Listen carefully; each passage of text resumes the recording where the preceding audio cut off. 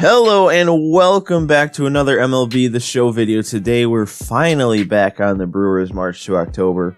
I say finally even though chances are one of these episodes have come out relatively recently. But for me personally, this series, I haven't played it for a while. I think the last 6 episodes or so, I all recorded those back in July. And then I just got really lazy with editing and posting them, so they're all coming out now after the Brewers season is already over. But when I did stop playing, I stopped right before the playoffs, and ooh, this sets up perfectly. So obviously in real life, the Brewers lost that wild card playoff game to the Nationals in heartbreaking fashion. But now that I'm back on this March to October series, I'm hoping to rectify the wrongs that were committed in that series. It's just perfect that here in the first round of the playoffs on this March to October we're taking on the Nationals. But yeah, anyway, let's go back and focus on this March to October here. So in the last episode, I'm thinking I posted the stat recap video. I'm still not sure if I want to post that because that's going to be a long one. But in case I didn't post it, our team did really good. But yeah, we finished with 107 wins, absolutely destroyed the next closest team in our division. Wasn't even close. And we took home the 1 seed, so we're going to be facing off against the Nationals after they won the wild card game also in this March to October. And honestly, as far as the National League goes in this March to October, it was actually relatively close in terms of what teams made the playoffs. I think the only team that made the playoffs in real life that didn't make it in the National League here was the Cardinals, because they weren't even close in this March to October. But yeah, anyway, we've been sitting on the screen for a while, so you should have gotten a good chance to see how these playoffs look.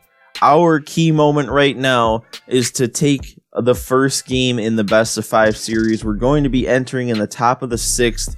Already down 1-0, so we do have to make a little bit of a comeback here, but judging by how our offense has done in this March to October up to this point, I'm not too worried about putting up some runs. So let's go decapitate these Nationals. Heidi Watney met with the players earlier. Heidi, where do you sense this team is mentally coming into this division series? Matt, I visited with several players and coaches ahead of this opening game of the division series, and one thing I noticed was a sense of calm or a quiet confidence. They feel like there isn't much standing in their way as long as they can continue to do what got them here. Well, that's easier said than done, but there is a lot of belief in this clubhouse right now. So it looks like as we were loading into the game here, I saw Freddy Peralta is who's on the mound for us. He wasn't too much of a factor in real life in the Brewers playoff push, but he was a very big part of this team in this March to October, if you don't remember, and he is dealing in this game.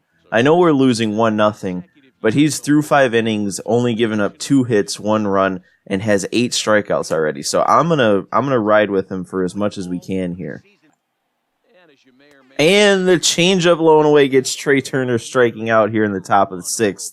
So Freddy Peralta is 1 strikeout away from getting 10 strikeouts in this game. That'd be nice. And Soto's able to turn on the fastball up and in, but Mustakis playing second gets there, and we make the play, so we don't give up any. What am I saying? We don't give up any runs in the 6th, and we gotta try and take the lead as quick as possible here. So it looks like we're facing Steven Strasburg here, which makes sense, because they would have used Scherzer in that wild card game. But I'm assuming they didn't use Strasburg in relief like they did in real life. That's why we're facing him today. Ooh, and here's Orlando Arcia. I haven't played this in 2.5 months, but I remember I was a tank with Orlando Arcia. Oh, and he smacked that one. And it's getting past Juan Soto and left. Arcia's hot streak continues for me. I'm actually going to hold him up at third. Might have been able to score there with 78 speed, but with nobody out, there's no reason to risk it. And we have runners on second and third with nobody out here to start the 6th. This is going so well so far. 3-1 now to Yelich, so we're going to be really selective here. I'm only swinging if it's like a fastball up. I say that now, but you never know what I'm going to swing at. Oh, that was up, but it was away, and I didn't make good contact on it. You know what? I'm going to test the arm, though. Juan Soto, I don't think he has the best arm, and yeah, Kane's going to get in there easily. So we tie this game up on the Christian Yelich sacrifice fly here in the bottom of the 6th.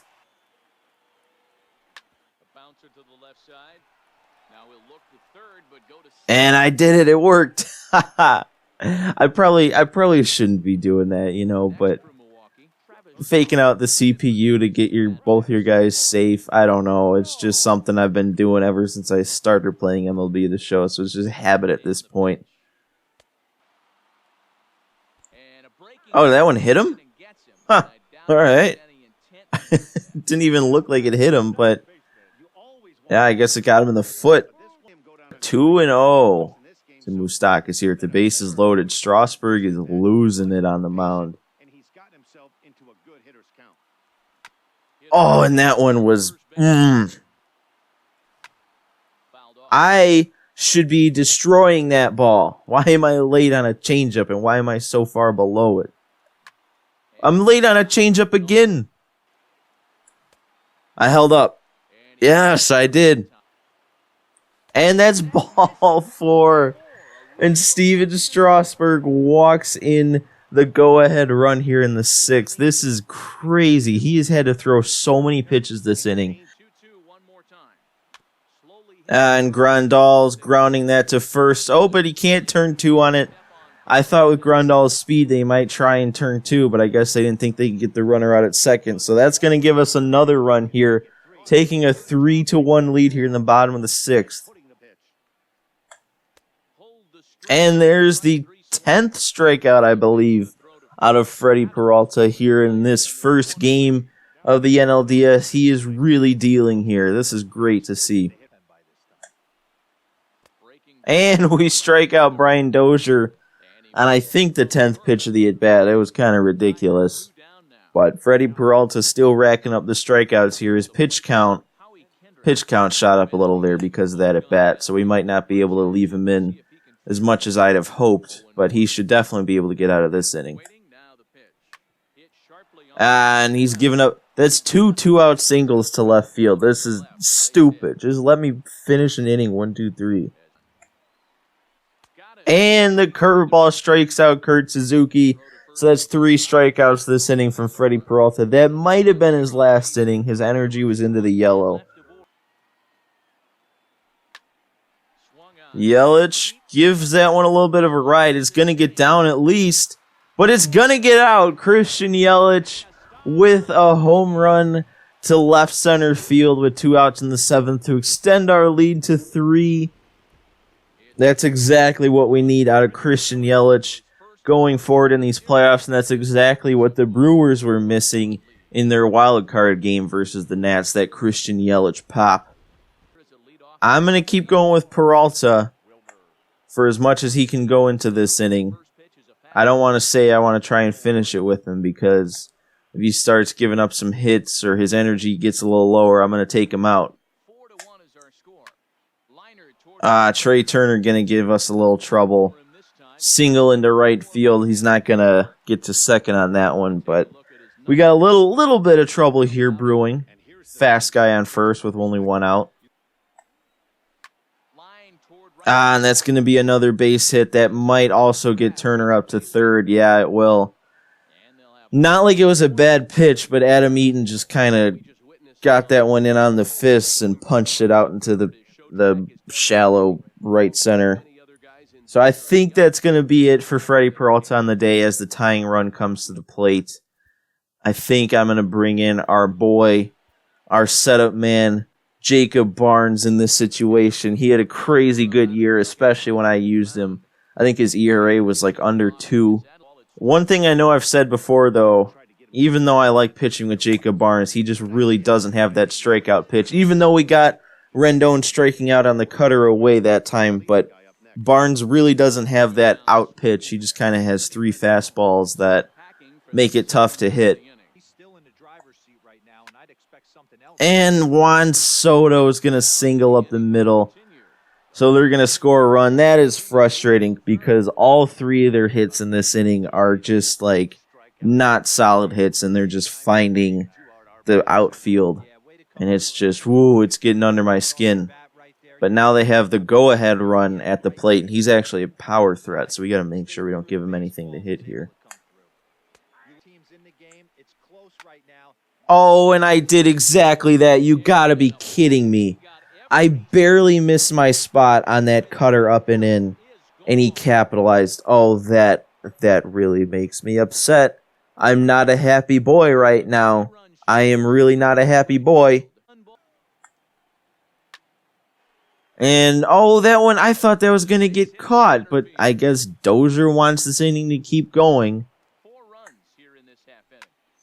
And that one should do it. Travis Shaw makes the play, but not before they put up a 4 spot and take the lead. So we have the bottom of the 8th and the bottom of the 9th to take this lead back. And Shaw does work the walk. That was a borderline pitch if I've ever seen one. I'm going to be very selective.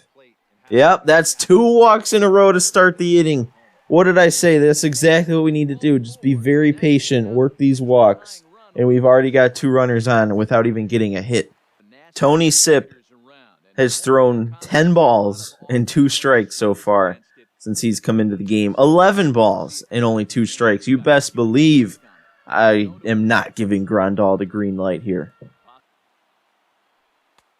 And that one was right down the middle. But Grandal probably would have grounded into a double play. I'm really paranoid about that double play right now. That was another meaty part of the zone that caught, but Grandal didn't do anything with it. At least that wasn't the double play, but we have an out now. But Ryan Braun is coming to the plate. And they're going to be bringing in another reliever here, Kyle Bearclaw, to face the righty. Probably a good move. Ryan Braun's going to hit that one down the line. That's going to get the tying run in and the go-ahead run up to third with an insurance run in. Braun himself moving up to second with 1 out. That is exactly what we have come to expect out of Ryan Braun in this March to October. Just absolutely clutch when he needs to be. This dude, just incredible career renaissance here in this March to October season. You know, it came up asking if I want a pinch run for Braun on second since Braun isn't too fast. And originally I wasn't going to do it, but then I realized I should probably put Billy Hamilton in on defense for Braun anyway. So I may as well bring him in here to run just to make sure we can score that insurance run if Thames hits a single here. And oh, what? I thought Thames literally just hit the single that I talked about, but that... How did Kyle Bearclaw just snag that one on the mound? And Kane, is that going to get down? No, it's not. He hit it just a little bit too hard. Oh, you've got to be kidding me. And another weak single over the second baseman's head. That's exactly what they did the last inning. Are they really going to do that again? I cannot handle this right now. But they're stealing. It's going to be a hit and run, and it's going to be successful. Actually, though, Yelich might be able to throw him out at second. He does. The runner wasn't sure if that was going to get down. And, oh, man, that went from being a surefire runners on first and third with 1 out situation to a runner on first with 2 outs. That was huge. That wasn't even a good play on our part. That was just a bad mental error on the CPU. And Jeffress sits down the next guy with a fastball up, so he's sending this one into the bottom of the 9th, setting this one up perfectly for a walk-off. I didn't miss that one, though. It's not going to be a walk-off homer, but Yelich is going to put himself in scoring position here with only 1 out. That's a big at-bat here from our maybe MVP of the team. I don't know. It's between him and Braun still. He needs to get a base hit here. Even if the base hit doesn't score. Oh, man, that was a hanger. How did I miss that? Oh, I didn't even miss it either. Wow, that's some online cheese being a line out there. Oh, my God. Oh no, I got the check swing cheese. Oh no. You've got to be joking me. I didn't want to swing at that, even though I probably timed it up right, but I didn't want to. Hey, that's a great job by the pitcher to get ahead right there. You know you got a star hitter at the Oh, he's not going to make... Oh, he is going to make the play. I thought he was safe for sure. Yeah, sit down, Matt Adams. Go home. Oh, Moose delivers with the single. Oh, and that one bounces off his glove in center. I'm going to try and extend this. Moose with his 28 speed fastness getting all the way up to second. The heads-up play by Mike to see that the center fielder bobbled that one. That was huge. That's a big risk. You know what? Actually, no, I got to do it. 66 speed, I think, on Perez as opposed to 28 on Mike. I got to bring him in with nobody out. And Grandal. I don't think that's going to be... You know what? No, I'm going to try it. He got a bad animation. Hernan Perez is going to move up to third. The substitution came through. But now we have Billy Hamilton up. Not like he's bad, but we could have had Ryan Braun in this situation if I didn't pinch run for him last time. Ooh, and they're pitching out. They were sensing a suicide squeeze. We just need... They're not even playing in. Why is their infield not playing in? That's why, because I'm popping up, so it doesn't matter anyway. Am I really about to blow this? Ben Gamel, my guy, you gotta come through here. And he does! Yes! Ben Gamel with the double in the gap. I guess that doesn't count as a double because he didn't get up to second, but that was absolutely huge. Ben Gamel coming off the bench and delivering with the game-winning hit in the bottom of the 10th. Oh, that was huge. Man, that game was so much fun. I really forgot how much fun March to October was after not playing it for like 3 months. But we take this first game in the series, and it looks like Christian Yelich got the player of the game. I don't 100% know if I agree with that. I might have given it to Ben Gamel just for being so clutch there. But yeah, we take a 1-0 lead. That's going to give us 2 flame balls. I completely forgot about the flame ball aspect, to be honest. In the playoffs, I wasn't even concerning myself with that. But we got 2 flame balls. I guess that's going to add to our momentum. I don't even know if we have any momentum at this point because I know it simmed a ton of games before the playoffs. So what do we got here? Yeah, we didn't really have any momentum. But now we have a solid amount of momentum. And I'm interested to see what happens here in simulations, what they're going to do. So it looks like we're just going to go right back in and play in the next game. So I wonder if that's how this whole postseason is going to go. If there's just going to be a lot of games we're going to be playing, and a lot of them are going to be longer times in game, like this one being in the top of the 6th. But yeah, that is going to do it for this episode. That was a longer key moment there, especially going into extras. This next one's going to be another longer key moment, so that's probably going to be an episode of itself. I don't know how many episodes it's going to take to get through this postseason, because if they do it like this and we have to play basically every single game, even if we win every single game, I think that's going to be a minimum of 11 games. So I don't know if there's going to be 11 postseason episodes or not, but I'm honestly kind of down because that last one was fun. But if you liked Ben Gamel smacking that game-winning walk-off RBI, make sure you hit that like button. If you want to see the rest of this March to October through the playoffs, hopefully through the World Series, make sure you hit the subscribe button. But that's all I've got for you in this episode, and I will see you in the next one.